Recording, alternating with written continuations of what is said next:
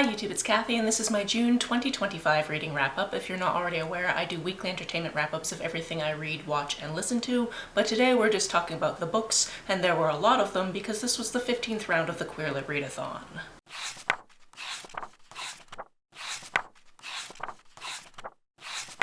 I'm going to start with my nerdy hardcore stats and charts and then get into what I read. Also, I put chapter markers in all of my videos, so if you need to skip over anything or if you need to go back to anything, all of that is down below.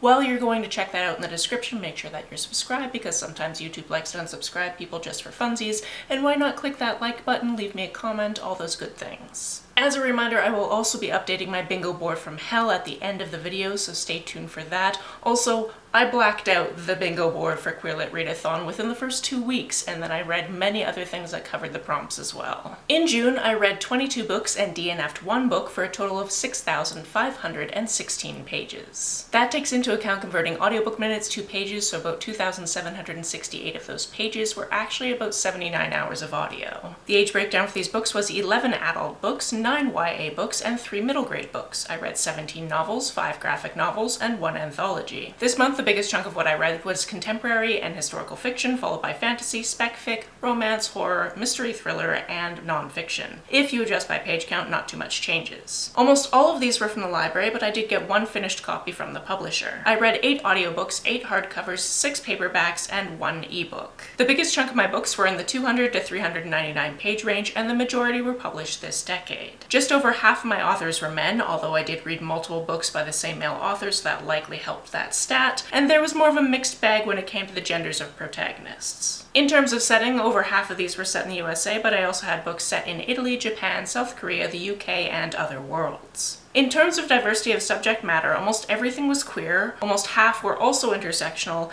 and then there was this one book that I know technically has queer characters because I've read the other book in the series and one of those characters who is queer shows up in this one, but like you wouldn't know that unless you read the other book. So I counted it as author only because mostly even if that author isn't queer and I didn't go digging in his background to find out whether or not he is, he writes queer normative world, and by this point I was just kind of circling the drain going, how do I do this? Let's just put author only, why not? Nobody's gonna hold me to this, I just needed to put something. In terms of star ratings, this month I had 1 DNF, which is at 0 at the bottom there, 2 3-star reads, 1 3.5-star read, 12 4-star reads, 3 4.5-star reads, and 4 5-star reads. Let's start with our lowest rated read and work our way up to the highest, shall we? Now, this is always a danger because I don't have a viewfinder, so I can only assume I'm still perfectly well in frame. We'll find out. Okay, so for the DNF this month, I'm not going to talk too much about it. That was The World and All That It Holds. This is a queer historical fiction set around the time of the First World War, and I just couldn't get into the writing style,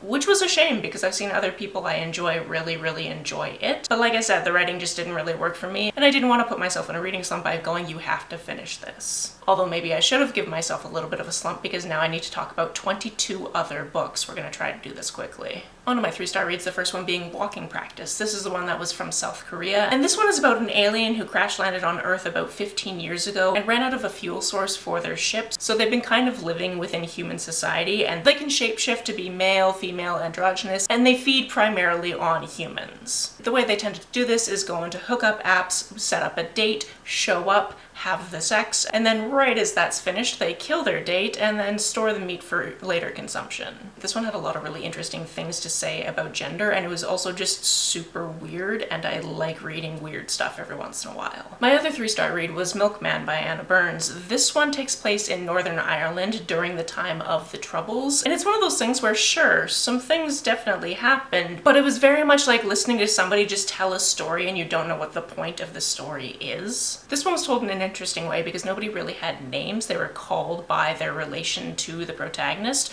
So for example, we would talk about maybe boyfriend, this person that she is seeing and might be a boyfriend but isn't really a boyfriend but should be a boyfriend for how long they've been seeing each other, but they have relationship issues, and that's a whole rabbit hole that we go down. We also talk about mother or first brother-in-law or first sister or that type of thing. The meat and bones of this is this kind of a small town mentality, and because this guy was seen near her at some point, everybody thinks she's stepping out with this guy everyone calls the milkman, who has something to do with the troubles of the time. And many people seem to think that this is her fault, either because A, she is stepping out with the milkman, or B, because she's just weird, like she walks through the town while reading, and apparently that's enough that you deserve whatever happens to you. This is very much a gift of the gab type of book, and it was really fun to listen to this as an audiobook because it has that Northern Irish accent, and that's just fun to revisit if you've ever watched Derry Girls or, you know, been to Northern Ireland. Which I have, quite briefly. I didn't really get to hear too much of the accent while I was there. On to my 3.5 star reading, that was a reread. That was Tipping the Velvet. This one is from the 1990s, but takes place in the 1890s. And this is all about this girl named Nancy who works in her parents' fish shop, and one day she goes to the theater with her sister because they tend to go quite often because her sister is dating somebody who works at the theater, so they get in for free. And while she's there, she sees this girl in drag and is just enthralled by her and just keeps going back night after night after night so she can see this girl, and eventually they become friends, eventually they become lovers, they move to London together, she works as her dresser, things go from there. It's a very queer, theater-centric, and then also sex work-centric romp. It also has a lot to do with cross-dressing, which is how this character gets by at points. I said this was a reread because I did reread this with a physical book club in the before times, back when I was part of a physical book club.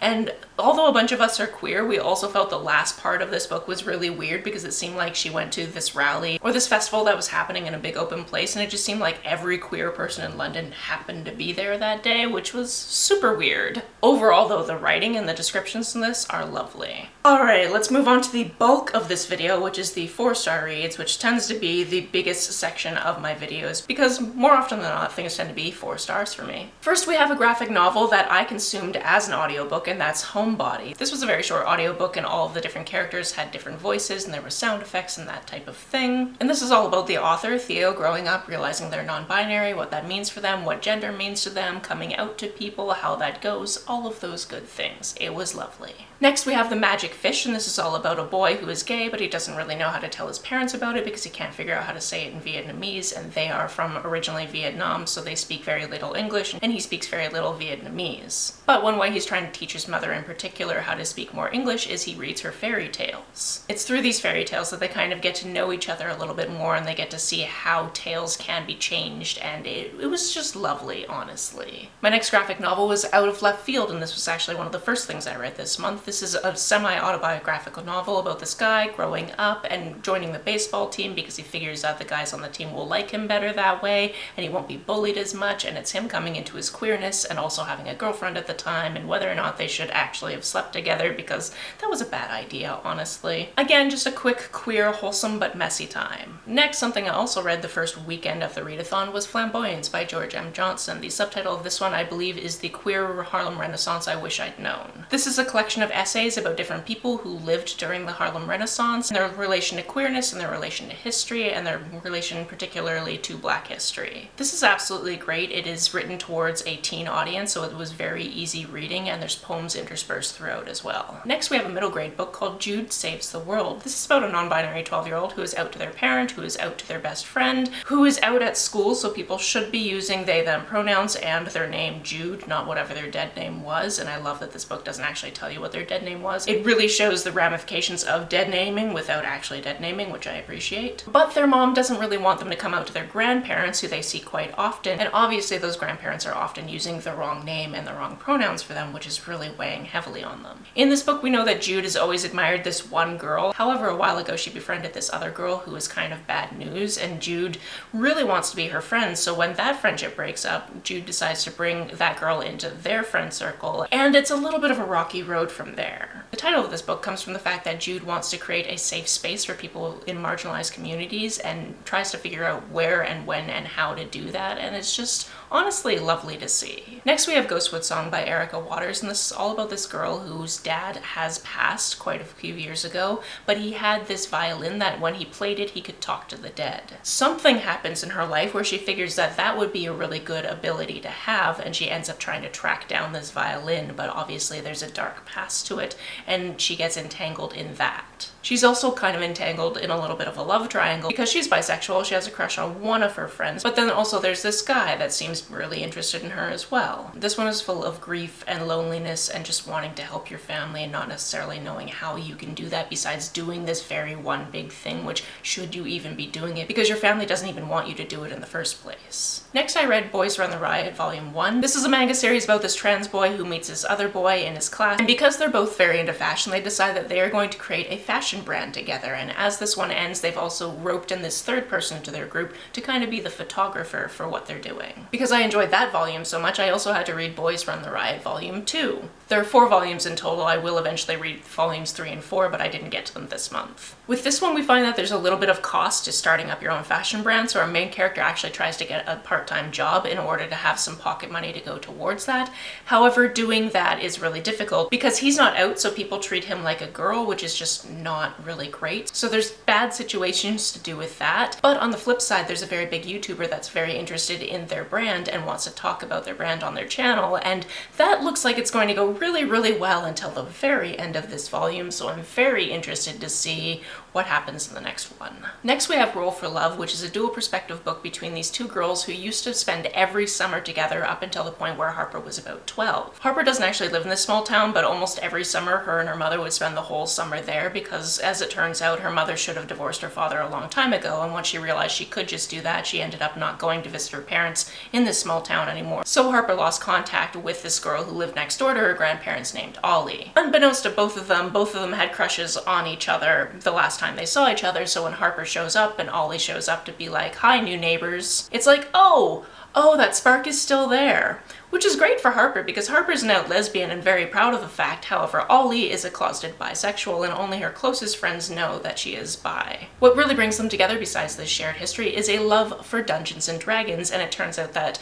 Ollie's friends have been looking for a place to have a campaign, and it looks like Harper has a barn that they could definitely have their campaign in as long as Harper can join in. And in and amongst the adventures that are happening in that campaign, it looks like Ollie's character and Harper's character have feelings for each other, which, you know, definitely are just the characters, not the people, definitely not. This book is just a love story to tabletop RPGs and country queers, and it's lovely. I'm using lovely a lot in this video. There's always one word that I overuse in every video. It's usually however, but today I think it's lovely. Next I have 2 books by the same author in the same series, although they're companion books, so they're not a direct sequel. And I actually liked the first book in the series more than the second book in the series, but I'm going to talk about the first book first because that just makes more sense to me. The first one being Cursed Cocktails. This is all about this mage who has done all of this military service, but has gotten to the point where he can't continue to do that because his powers actually drain a lot from him, and it's gotten to the point where continuing to do that will eventually lead to his death. So he's retired, which is not something that happens super often with somebody with his abilities, and he's told that he should move south to a better climate, which would be better for his condition, and because he has a bunch of money stored up, he ends up trying to look for a place to buy. He eventually ends up buying this place that is primarily a storefront, but also has an apartment above it, but this storefront has kind of a history to it, where there seems to be a new store in there every 3 months or so, because the place seems to be cursed. In addition to this, he also has this journal that used to belong to his father when his father was adventuring around and trying all these foods and drinks around the realm, and he has all of these recipes for different cocktails, and it turns out that our protagonist decides that he is going to start a cocktail bar. What could go wrong, right? This is an incredibly cozy fantasy, and I love that there can be these really big moments of like danger, but the overwhelming feeling of these books is just coziness. Now the second book in this series is called Sword and Thistle, and it actually follows a character we meet in Cursed Cocktails. We follow this adventurer who often comes back into town because he works for these very rich people that decide every once in a while they want to try certain delicacies from around the realm, so they'll be like, hey, go kill us a goblin, and he'll go kill them a goblin and bring back a goblin. They'll try goblin meat at this supper club that they run. And as we met him in Cursed Cocktails, he was fortifying himself to go have a meeting with one of these lords because that's just boring and he really hates having to do it, but like it pays really well, so why not? And this book follows him going to that meeting and finding out that the Lord wants this one specific kind of mushroom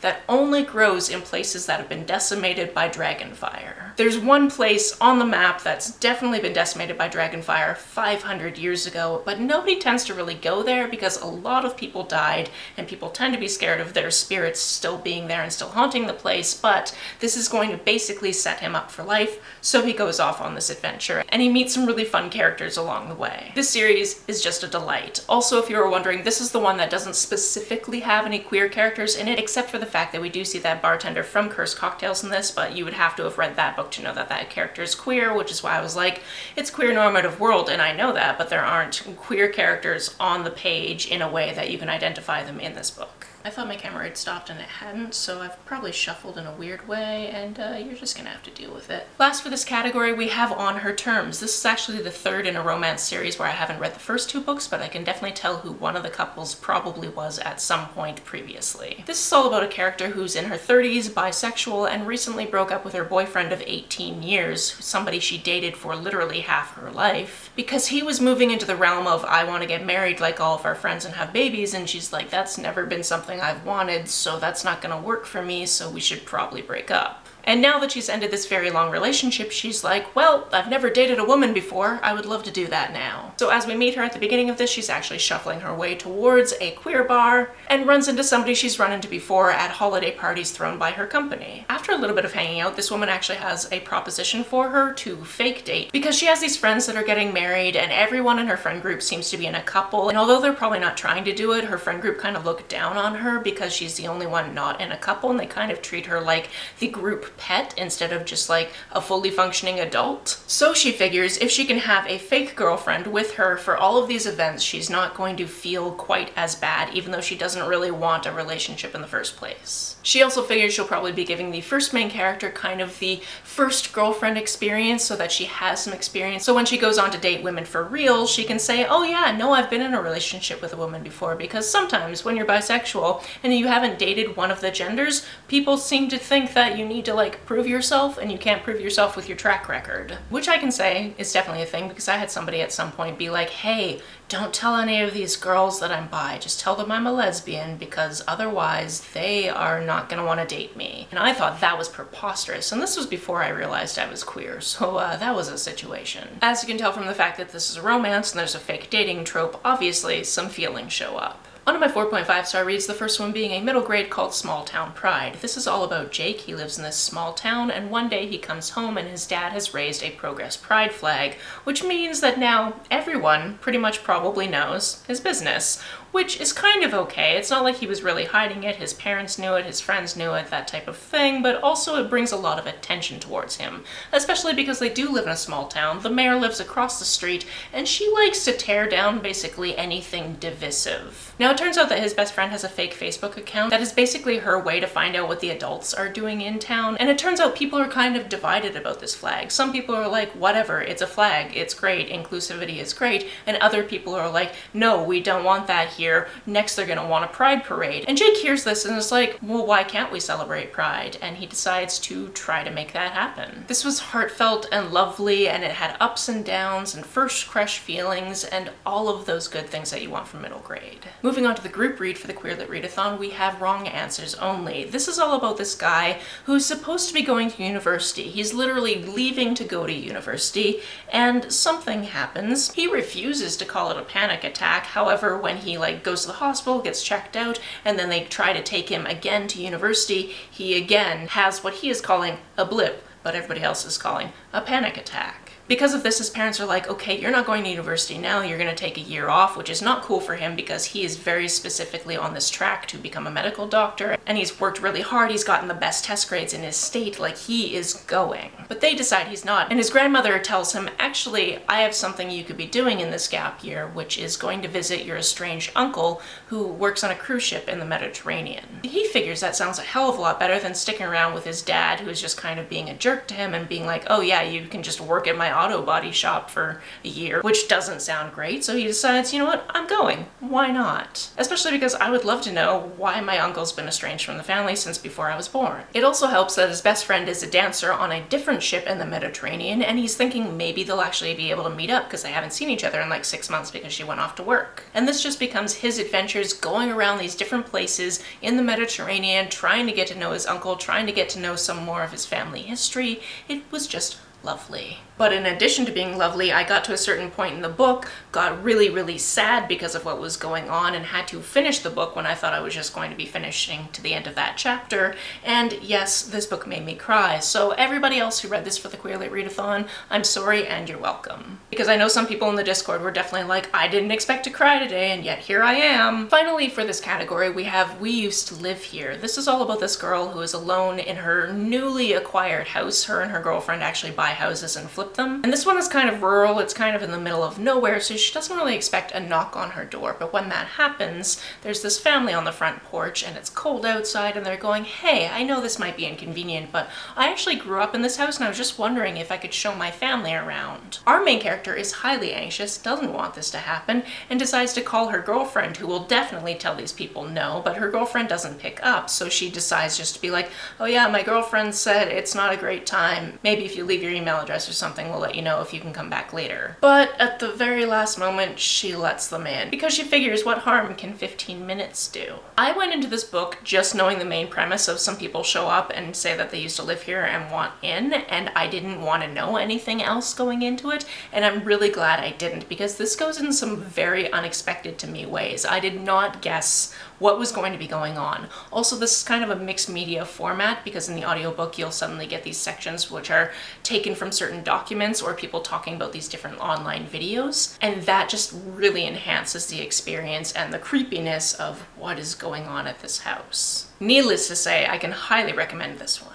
On to my 5-star reads, the first one being Benjamin Zeb is a Ravenous Werewolf. This is all about a middle grader who has a lot of anxiety. He's coming up to his bar mitzvah, so he's working really hard towards that. He lives in this community with mostly other Jewish people, and they actually run a wolf sanctuary there. And the town in this rural area decided they were going to have a festival, and they won the bid to be at the center of the festival. So the festival is going to be centering around this wolf sanctuary instead of centering around one of the many different farms. This has caused some strife with a particular neighbor who is being really anti-Semitic about it. And oh yeah, most of the people that live at this sanctuary are also werewolves. In the world of this book, being a werewolf is something you inherit. It's not something you get by being bitten by a werewolf, for example. And one day, somebody who is freshly turned for the very first time shows up at their sanctuary, and he needs to help them. But he's also trying to help keep his sanctuary safe because there's this one specific threat, and nobody seems to be taking him seriously when he's being like, we need to make sure that this person doesn't try to shut us down. This book talks a lot about the Jewish faith, and it told me a lot of things that I didn't know about it. In addition, it talks about the Chinese Exclusion Act, which I did know a little bit about. And this book also taught me a lot about wolves. In short, this book was fantastic and you should read it. The last 3 books on this list are all from the same series, and I'm just going to go through them in series order as opposed to trying to figure out